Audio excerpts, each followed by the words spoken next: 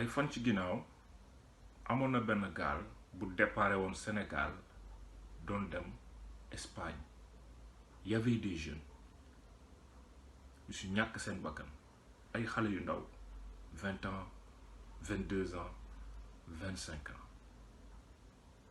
moteur yi moo amoon problème ñu koy réparé mu explosé jàpp essence bi nekkoon ci biir gaal gi ak gaz yi am na ñu mucc mais ñu si bëri dañ see ñàkk seen bakkan. waaw sama gaa yaa ngi nii. waaw waaw sama gaa yaa ngi nii. arrivé nañ dëkk baa ngi nii gis ngeen dëkk ba moo nekk ne gis ngeen tund yi ñoo nekk nii. marine baa ngi nii waaw manga gis ngeen marine baa moo. boo yaay nii. 250 et quelques personnes. bilaay walaay. waaw lii neexul gars yi. waaw Sénégal ñëpp lii neexul yéen ñëpp ñëw leen. yaa dañoo tuur rek fii jàmm rek a fi am. xool leen gi géej waaw xoolal géej gi waay benn diggante bu gàtt moo garaate 50 kilomètres la bariwul ñëw leen nag gaal si di am doole lu ñëpp ñëw say wala booy Fall jàppee ngi ni acteur génnal bokk acteur da nga muuma rawante jeex na ñëw na naa la Fall wallaay gaalu clandestin 5 heures pile waaw gaa ngi jël saaran di ter fi goxu mbay la xewee Ndar boor géej gaa ngi fees dell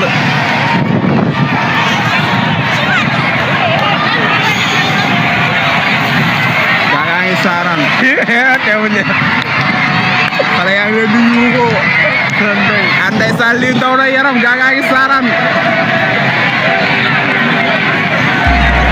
waaw gaa ngi saaran ndeysaan gaa ngi sonn wallaay gaa ngi sonn yàgg nañ si géej gi de ñii gaa ngi non di saaran wallaay ndeysaan waaw Macky Sall xoolal lii ndeysaan lii daw na yaram wallaay gaa ngi ñëw ñun ñaa ngi leen di teeru ay waay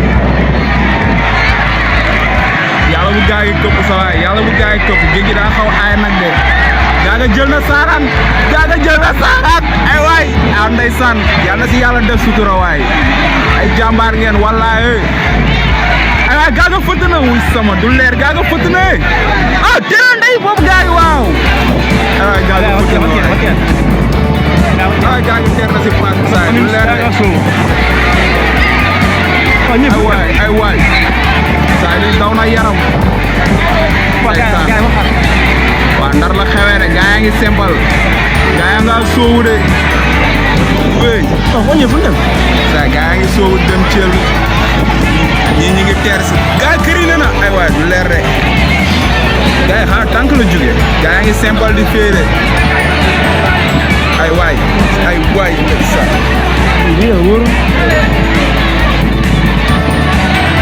gaa yaa ngi fee di ñëw de oh jàpp leen ñee saay gaa ngi noonu di fee di ñëw ay gaa nga këpp na si paas bi dina rey nit de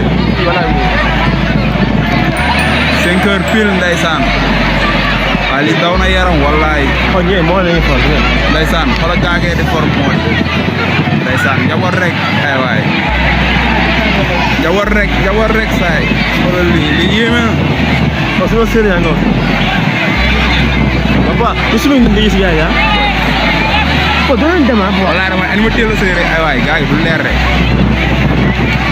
gaa yi daa am ñu mënul feey waaw xoolal gaa yaa ngi lab ne xoolal kee code santé bi di diig ak moom ay waay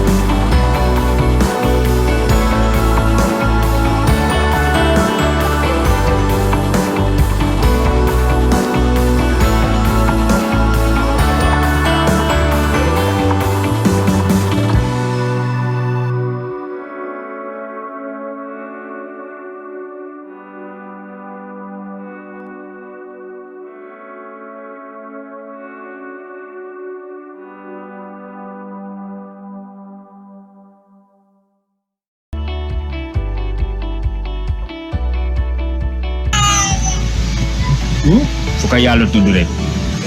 loolu mooy daal soo gisaatee yoon da ngay delluwaat. déggoo li ma la man kay fu ko yàlla mën di tudd rek. léegi ñaata nga fay bi ngay dem. non heureusement moom man bi may dem dañ maa may ticket. dañ maa may ticket. sama benn xarit moo ñëw jox ma ticket bi. boo joxee ticket tamit du ma ko mën a delloo ma jël ticket bi ànd ak ñoom. waaw. kañ ngeen def. ñun amuñu sax benn fan ndax marinu Sénégal bi ñu jàpp xam nga ne ku marinu Sénégal bi jàpp soriwul parce que team Dakar la ñuy jàpp. waaw bi ngay dem say waajur loolu la defal wala loolu la wax. lépp loo gisee xam nga ne tey jii booy dem pour wuti ngir teral say waajur yaa ngi dégg ndax fii métti na métti boo xam ne ñoom ñi nga xam ne ñun ñoo ñu jur ñoom xam nañ ni fii dafa métti xoolal kër gi ku si nekk yaa ngi sabalu ngir mën a am kër goo xam ne nii dina placé bi nga xam ne fu tëdd sa xel dina dal. doo xalaat dara di xalaat tey jii suñu dañuy génn sax di campagne bàyyi fi kër gi ay jigéen ñi kese fii nekk di jaayante di rayante pour indi fii si kër gi ñun ñëpp ñu suturlu tey jii bu ñu demee ba gisatuñu si loolu te nee nañ olof Njaay ni dëkk boo ci nekk ba dëkk ba neexul da ngay génn xooli feneen dañoo nekk Sénégal di taaba foofu neexul ñu génn dugg booru Gambie man sama permanence yëpp Gambie la nekk sama jabar ak sama doom yëpp a ngi Gambie fii laa jóge di campagne lii nag dama ñëw tabaski si tombé si ma jaayante ka tey jii li ma taxoon a jig nekkul loo xam ne damay dem ngir fot dama bëggoon ngir man mën a tere samay waajur bañ kontaan si man waaye du leneen ñi fi jóge di dem ak man ak samay moroom ak lépp loolu moo leen tax a jóg waaye du leneen ndax tey jii Sénégal métti na métti goo xam ne mool yëpp xam nañ ñu doon dem ñaata lañ doon fay pour dem. non nit loolu moom wax dëgg yàlla man moom ñi si def man xaw ma luñ fay ndax man xam naa ne man dañ maa may ticket waaye ñi doon dem moom xaw ma luñ fay xam naa ne maa ngi si ay ñaar fukki at ak juróom boobu ñaar fukki at ak juróom benn daal. merci ok. fay bu baax a baax. mbaa yaa ngi ci jàmm. alhamdulilah macha allah. sëñ bi sant yàlla parce que da nga bokkoon ci gars yi nga xam ne dañu départoon doon dem ci gaal gi mais finalement gaal bi mujjul àgg. waaw sant yàlla bu baax la alhamdulilah ndax bokkoon naa si finalement mujjul àgg quoi. mais da ngay sante subhanahu wa taala bu baax. yéen fan ngeen déparé woon. ñun Mbour. da ngeen jógee Saint-Louis dem Mbour wala. waaw man dama jógee Saint-Louis fii à 2h du matin. après dem Mbour. ba heure nga faa ay midi. da nga àggee Mbour la ngeen def. àggee Mbour dañ toog waxtaan ak sama gars yi di préparer wu pour dem quoi. dem. loolu ban jour la woon. ñu ngi déparé fii mercredi. mercredi si guddi. mercredi ay 2h du matin. ñu ngi egg foofu jeudi. ay midi. ok léegi bi ngeen àggee Mbour après na ngeen def. dañ toog waxtaan préparé wu suñu yoon bi. ban heure ngeen dugg ci géej gi. ay 2h du matin. jeudi. jeudi ay 2h du matin. waaw jeudi si ay 2h du matin si doon dugg si géej gi. après toog pour préparer pour départ. mais ay 3h lañ départ. yéen ñaata nit ñëwoon ci gaal gi. je ne sais pas de ndax bëri woon nañ quoi mënu ma ko woon wàññi sax. léegi ba ngeen départ après amu leen benn problème. non amuñu problème. amuñu problème ndax départ nañ si jàmm. après si suba si la affaire bi am quoi. affaire ba heure la am kon affaire vendredi la am quoi. vendredi si ay 11h. 11h si la am. kon yéen a ngi départ ay 3h du matin ngeen départ jeudi 3h du matin ngeen départ ci gaal gi. ba vendredi ay 11h ci suba si ci la gaal gi am problème. waaw ci la gaal gi am problème waaw. mais problème bi nu mu demee. non gars yi ñoo doon kii moteur bi moo yàq woon. léegi ñu koy defar. léegi ban ngay defar ñu monté waat beneen moteur. léegi moteur boobu bu yàq woon ñu koy defar boo moo def étincelle. étincelle ba mu defee étincelle bi nag après ci la jàpp essence yi. affaire bi tàkk affaire bi def benn explosé bu ndaw. après gars yi di ko defar mu gën a tàkk. ci la jàppale essence yeeg gaz yeeg yooyu noonu. tàkk bi foofu la jógee. donc témoignage yooyu nañ jotoon a am ci jeunes yi nga xam ne bokkoon nañ ci gaal gi départ woon Sénégal doon dem Espagne ñu bëri ñàkk seen bakkan ay xale yu ndaw ay 20 ans 25 ans 22 ans jàpp 30 ans des jeunes parce que dañoo dem ba amatuñu espoir seen dëkk Sénégal mooy dëkk boo xam ne faalewul jeunesse am lijjantiw leen te chaque jour nga dégg ay milliards Sénégal chaque jour nga dégg ay milliards yoo xam ne doo xam fu mu jaar milliards yoo xam ne c'est la plupart c'est des aides pour les jeunes pour rek ñu freiner immigration clandestine bi mais fañ ko war a def duñ ko fa def dégg nga ci am donc à la longue lii lay jur Sénégal moo nekk dëkk boo xam ne dañ ko lockdown tëj ko système bi ñu bloqué ko jël caabi ji sànni donc un jeune bu toll ci bëgg liggéey du mën a liggéey jeune bu tollee ci bëgg tabax kër du tabax kër jeune bu tollee sax fonder famille sax du mën a fonder famille da ngay gis jeune boo xam ne lu mu takkee jabar sax mënu koo am c'est extraordinaire. On est en 2020 Sénégal tey jii à l'heure où je vous parle su ma leen ne am na famille yoo xam ne yeewu nañ tey te ndékkiwuñu am na ñoo xam ne duñ ko gëm su ma leen ne tey am na ñoo xam ne yeewu nañ mais tey duñu añ wala duñu reer du ngeen ko gëm et c'est extraordinaire ci dëkk boo xam ne chaque jour ay milliards ngay dégg. La fois passée maa ngi gis Mansour Faye def benn sortie yi naan non donc léegi booy bu ñu si jàppati sax ngay traverse jël pirogue yi def immigration clandestine dañ la war a tëj mais Mansour Faye qui es-tu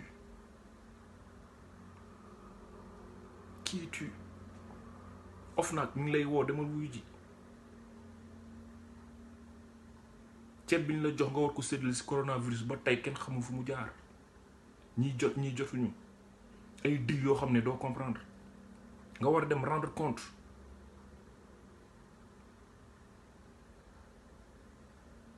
donc dafa am ñoo xam ne ils ont pas leur mot à dire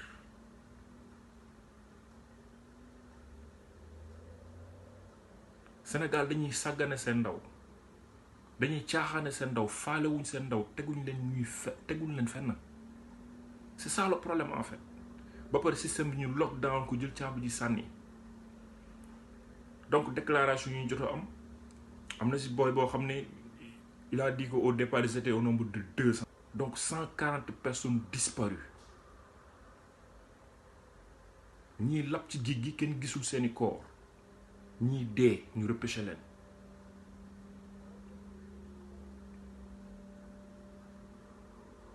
c'est extraordinaire Macky Sall benn tweet la si def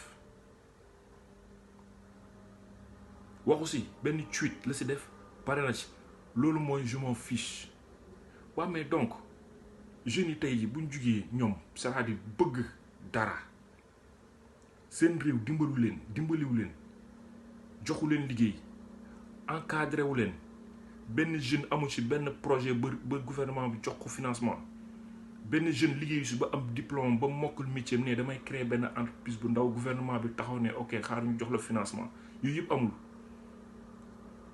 donc tey ji man je me dis que jeune bi aussi bu jugee tëb ne day dem Europe boo waxee mooy la tous les moyens sont bons buñ ko blâmer parce que wolof Njaay day faral di wax ne loo xam-xam ma dem ba gën laa xam boppam ku nekk sa mattu lool yaa ko xam man personnellement je dirais pas que jël leen gaal ngeen dem parce que dafa am risque mu nga cee faatu mu nga si ñàkk sa bakkan te boobaa sa njaboot dañuy sonn tous les moyens sont bons mais ku mën aussi jaaral voie légale boo mënu jaar voie légale nga xool voie bi nga xam ne boo fa jaaree leer na sa bakkan bu ci des man je suis d'accord parce que gis naa vidéo yu bëri gars yi naan non buñ jël bato yi parce que nañ toog réew mi tabax réew mi j'ai vu même Karim Xurum Xaq benn sorte bu mu defoon temps yële fan yële ci benn plateau maa ngi dégg mu naan jeunes yi dañuy daw bu ñu daw nañ ñëw toog ñu defar suñu Sénégal nañ ñëw ñu toog ñu taxaw place de l'Indépendance wala place de l'Obélisque defar suñu Sénégal Karim maa ngi rafetlu si liggéey di la nuyu au passage mais dama lay xamal benn mbir benn jeune sénégalais ndawul dañoo rawale seen bopp parce que nañ waxante dëgg jeunesse sénégalaise bi dañu sonn sont fatigués dañu sonn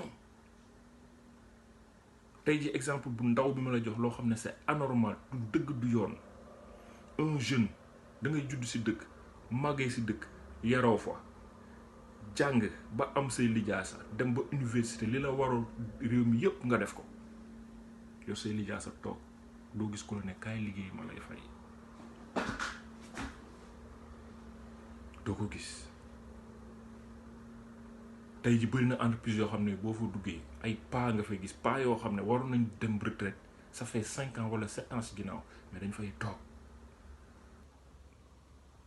pour lekk ba suur est-ce que tal na ñëw dem place de l'indépendance wala place de l'obélisque di xeex ak ay génie wala muy marche qu'on se dise la vérité talu ko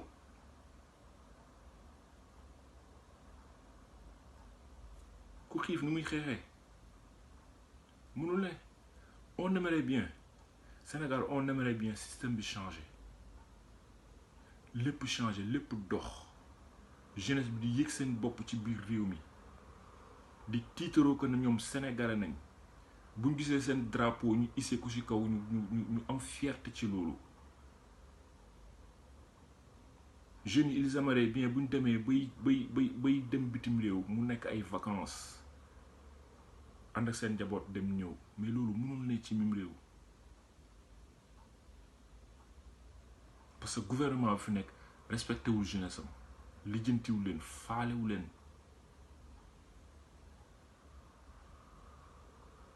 c'est ça le problème en fait donc ñooñu boo toogee naa leen kaay ñu dem xeex yi duñ la faale ñooñu ils préfèrent ñu dugg ci gaal tenter une chance dem Europe mën a dimbali seen bopp dimbali seen njaboot dimbali seen i ndey ak seen i frères et sœurs looluy dëgg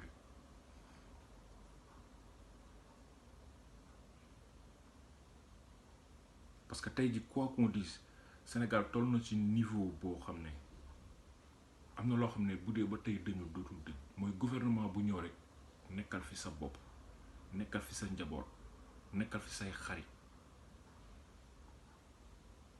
Sénégal actuellement gouvernement bi fi nekk dañoo jël dañ jël Sénégal def ko comme kër ku si ne jël sa wàll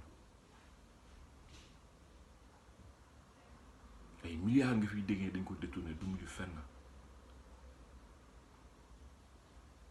ay milliards ngay dégg si réew ñu détourné ko du mujj fenn loolu Sénégal rek la am pendant que la jeunesse souffre. Université Cheikh Anta Diop ñaata jeune nañ fa rey pourquoi parce que juste dañ doon casse pour mën a jot seen bourse ñu dóor leen ci bal ñu dee mujjul fenn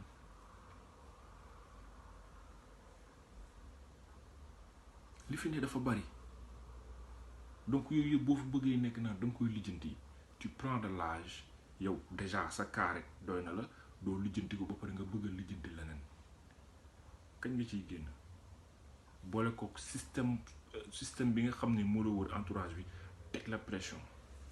Ce jeune migrant se dit traumatisé. Les gens se disputaient les bidons pour sauver leur peau. Moi, j'ai dû me battre pour arracher un bidon et flotter dessus. Après, j'ai vu les autres agoniser.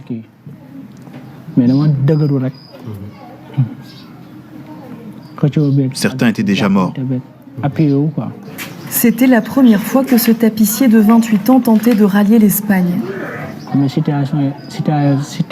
C'est dur ici. Tu vois ta famille dans le besoin. Tu as envie de l'aider. Mais tu n'as pas les moyens. Alors j'ai décidé de partir pour soutenir mes proches. À Saint-Louis, dans le nord du Sénégal, le quartier populaire de Pikine pleure une vingtaine de disparus.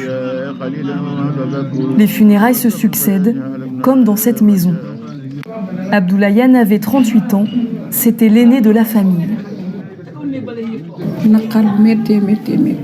Je ressens une très profonde douleur. Il va laisser un grand vide derrière lui, avec des charges supplémentaires, parce qu'il avait 5 enfants. C'était le soutien de la famille. Pourtant, ce drame n'a pas découragé les candidats à l'exil. Son propre frère, qui devait partir juste après lui, ne renonce pas au grand voyage. Ici, lui et moi, nous n'avions plus goût à la vie. Il est juste parti avant moi. Mais moi aussi, j'irai. On ne peut rien faire ici. Si je revois une pirogue, j'embarque aussi, car j'ai pas le choix. Des départs qui augmentent avec la crise sanitaire de la Covid-19. Plusieurs pirogues en partance pour l'Espagne ont été interceptées ces derniers jours. ci choc bi nga xamante ni jotoon na am barki Dembo Ndiaye ñëpp teg nañ ci seen bët te ndaw ñooñu dem ñëpp ñoom ñëpp ay soutien de famille lañu woon ndaw ñooñu dem ñooñu ñëpp kenn ku ci nekk yaa ngi doon jaayante pour defal sa waa gox loo xamante ni di nga leen apporter benn affaire bu baax ci ñoom ku ci mel ni tey Ablaye Anne yàlla na ko yàlla xaare àjjana ñu ngi jaal seen waa kër ku ci mel ni moom da doon xëcc fii ay chaîne parce que chaîne canal yi cher na yeneen chaîne yi cher na moom ci boppam mu jaayante volontaire wu jënd ay bagaasam di xëccal waa gox bi kenn ku ci nekk di ko fay 2000 ñii sax da leen koy jéggal benn weer bi xam nga ni kon kooku ku baaxoon ci gox bi la waaye ñu jaay ko doole yàq ay bagaasam yóbbu ko police tëj ko prison ba tax mu ñàkk yooyu mu amoon yëpp kooku bu gisee gaal guy dem day dem ah kon gars yi ñu ngi góorgóorlu ku ci mel ni Bécaye tey ñu ngi jaaree waa këram moom mi carreleur la woon waaye xam nañ ni Sénégal nu mu demee boo amul loxo bu sori doo bëri chantier yi ngay gagné moom da doon taaba rek te soutien de famille la tey loolu moo nu metti tey anamu su gisee gaal guy dem day dem parce que fii li mu fi am satisfaire ko ku ci mel ni maanaam Oumar Sow soutien de famille la woon këram te ñoom ñëpp lu ci gën a yéeme ñoom ñëpp bàyyi nañ seen ay soxna bàyyi ay njaboot gu sew ñii bàyyi ñaari jabar ñii bàyyi seen kër yi te ñoom ñoo nekkoon di jàppale seen kër yi tey ñooñu ñëpp amatul leen grâce à lan nguur gu bon Mansour Faye mi ni wax defu fi dara def fi dara xoolal rek par exemple rek maa ngi jégalu exemple rek xoolal nawet bi kañ la jeex xoolal fee mi ngi taa mel ni démb la taw demal dig ba xoolal mbalit ma sunu Ndar ban usine moo fi nekk xoolal gaal yi ñaata jën la ñuy indil Ndar mënul am sax benn usine bu mu denc jën Ndar nawet gars yi sonn ñàkk jën xale yi duñu am lu ñu def xoolal gars yi sareet yi gars yi ñu ngi def ay koose ngir bëgg am dara di ko jaayante ñi ngi mëneebaru ngir bëgg jaayante mëneebaru journée 2500 soo si joxee sa yaay jox sa papa lan ngay dese moo tax ndaw ñi bu ñu gisee gaal dañuy dem bu ñu gisee gaal dañuy dem nguur gi géréwul xale yi nguur gi géréwul xale yi waaye tamit damay wax xale yi am nañ si part de responsabilité ndax xale yi ñoo ñàkk fayda kii dem gauche kii dem droite waaye ñoom ñëpp bu ñu booloo woon doon benn li nu moom dañ koy jot si Sénégal par la force ndax ndaw moo yore dëkk président mu jàppale ndaw ñi surtout à travers de Saint-Louis léegi nii soo xoolee nànk-nànk gars yi yëg nañ ni pétrole bi mi ngi fiy ball moo tax imbécile bu nekk mi ngi fiy ñëw di bëgg investir fii à cause de lan comme bi fi war a génn loolu intérêt la te ndaw ñu nekk fii lañu war a former ci loolu bëri na ay borom diplôme yu nekk fii amuñu liggéey parce que Ndar jàng lañ leen xamee bëri na fi ñu fi wàcc amuñu liggéey amuñu fu ñuy teg seen tànk suñu gisee gaal dañuy dem ñun Pikine ñàkk nañ plus de vingtaine te chaque jour ñu informé nu am na ku bees ku gaañu barki dem suñu mbokk taalibe muy Xaadim Taal moo daan sikaral Baay Faal yi de passage ñu ngi jaale seen waa kër barki dem lañ ko yëg te ñoom bokkuñu si woon bokkuñu woon si nombre bi nga xamante ni jotoon nañ ko lim avant moom am na ñoo xamante ni xamoo sax ba xam noonu la wala demeewul noonu parce que Ndar xale yi dañ ñeme géej gi parce que dañuy dem ci géej gi di liggéey kon xam nañ géej ñeme nañ géej jaay nañ suñu géej amuñu lu napp amuñu lu ñu indi suñu gisee gaal dañuy dem suñu gisee gaal dañuy dem